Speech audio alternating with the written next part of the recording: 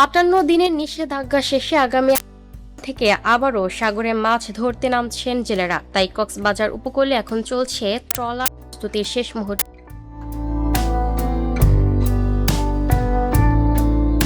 বাকখালী নদীর চেয়ারম্যান ঘাট সহ বিভিন্ন ঘাটে জেলেরা জাল মেরামত, ইঞ্জিন ঠিক করা, জ্বালানি ও খাদ্য সামগ্রী তোলার কাজে ব্যস্ত সময় পার করছেন। দীর্ঘ বিরতির পর মাছ ধরার সুযোগ পেয়ে উচ্ছ্বসিত তারা। জেলেদের আশা, সাগরে পর্যাপ্ত মাছ পেলে পরিবার নিয়ে স্বাভাবিক জীবনে ফিরতে পারবেন।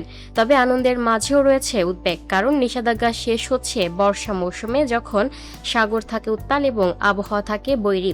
ফলে গভীর সাগরে মাছ ধরতে গিয়ে ঝুঁকির মুখে পড়ার আশঙ্কা করছেন অনেক জেলে ও মাঝি।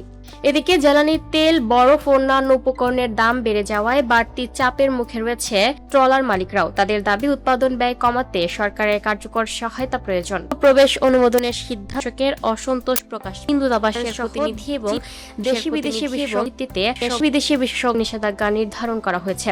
তাদের আশা, এই নিষেধাজ্ঞার সুফলে দেশি সাগরে মিলবে মাছ, লাভবান ও ট্রলার মালিকরা। Lucky Akter, up to date news, Dhaka.